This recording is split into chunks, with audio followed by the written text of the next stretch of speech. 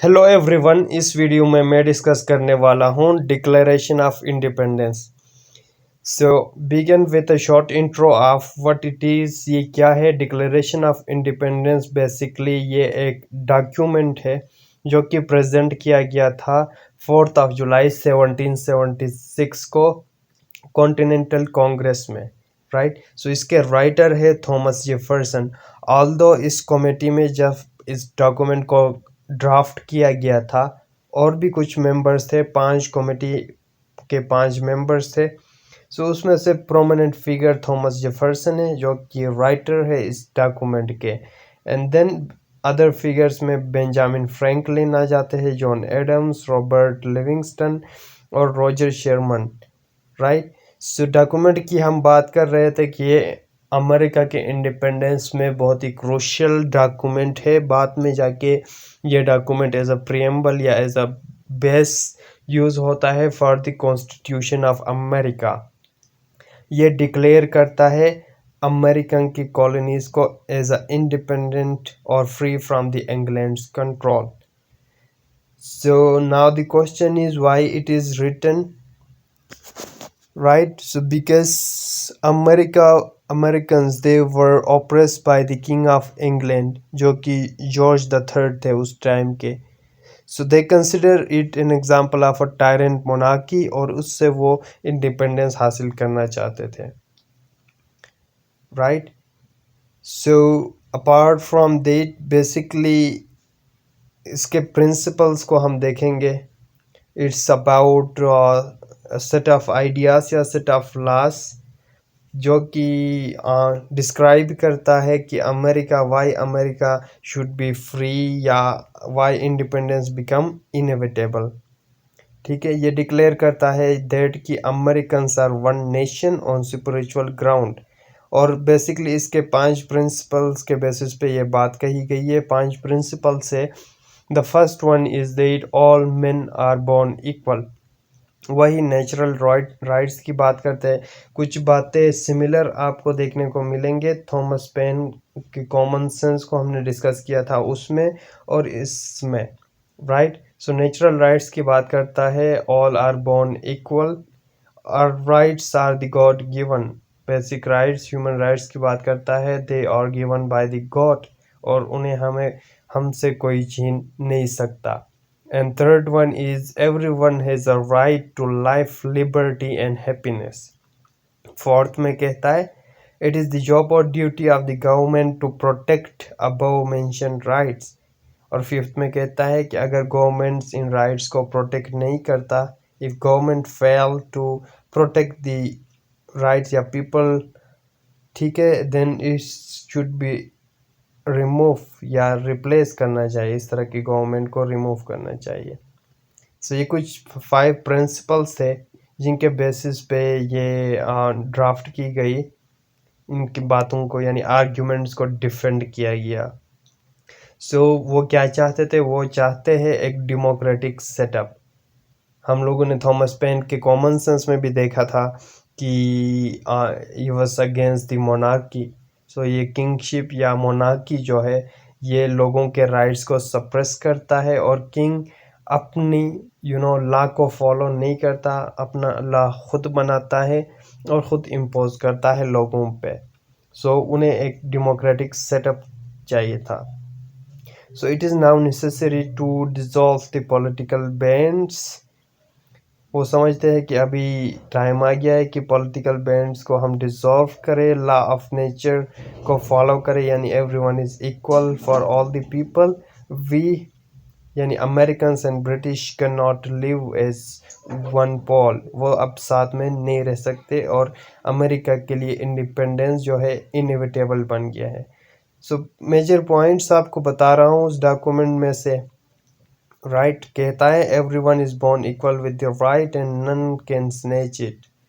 So it is against the nature. अगर आपके rights को आपसे छीना जाए तो ये नेचर के अगेंस्ट है, बिकॉज नेचर राइट्स की बात करता है, गॉड गिवन राइट्स की बात करता है। फिर कहता है the government of British should be abolish, यानी किंगशिप या मोनार्की जो है ये एबॉलिश होनी चाहिए। and he called British government as former in this document. फिर कुछ कंप्लेंट्स करता है गवर्नमेंट या मोनार्की के खिलाफ, जिसमें वो किंग को हिट करते हुए, क्रिटिसाइज करते हुए कहता है, king has never done anything to make people happy. King ने लोगों को खुश करने के लिए कुछ नहीं किया। King never let governors and legislators to work properly. ना उसने गवर्नर्स या लेजिस्लेटर को अपने हिसाब से काम करने दिया लॉ के अकॉर्डिंग, बल्कि अपनी मनमानी करता था king. King doesn't use his power honestly. उसने ऑनेस्ट यूज ऑफ पावर नहीं किया, रादर देन अपनी मर्जी के मुताबिक टायरनी, जुल्म, ज्यादती के लिए पावर का यूज किया अनलॉफुल वे में। सो अनलॉफुल एक्सरसाइज ऑफ पावर किया किंग ने। King made legislators and governors cruel. वही क्रूअल्टी और ऑपरेशन विकेडनेस किंग ने अपनाई। एंड देन कहता है, judicial system is not independent. Judicial जो लॉ के रिलेटेड, जुरिस्प्रूडेंस के रिलेटेड था, वो जुडिशरी फ्री नहीं था, रादर देन किंग की अपनी मर्जी हुआ करती थी।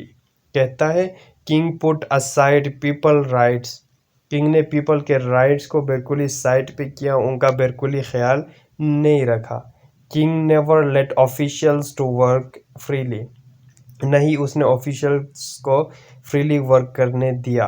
The laws are against the people. और जो लॉज थे किंग के फेवर में थे और लोगों के अगेंस्ट थे।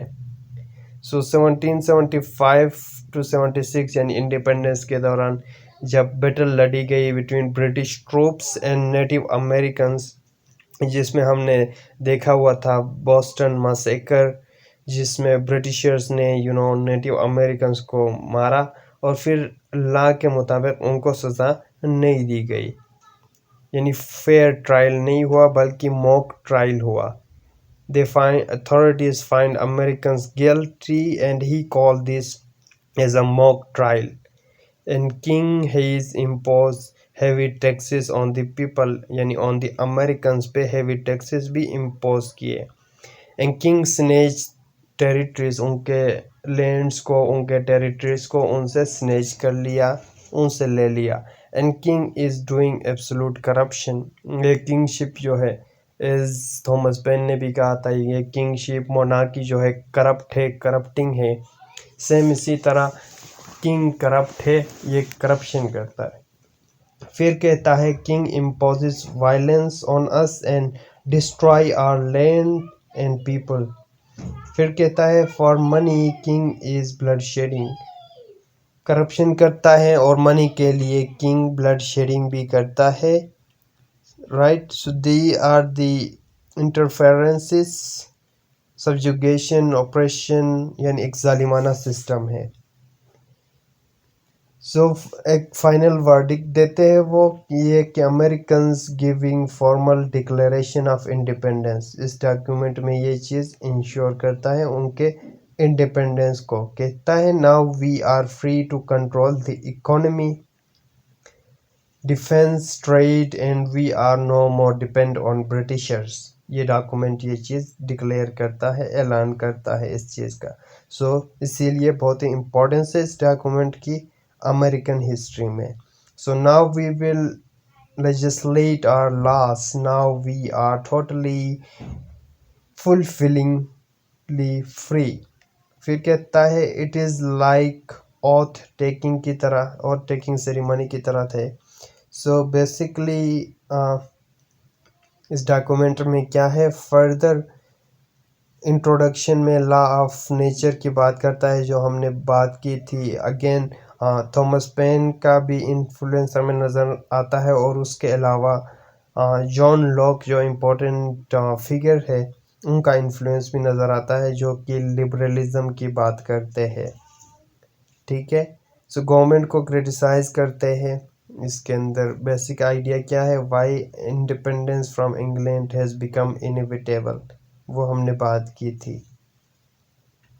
सो this is all about declaration of independence.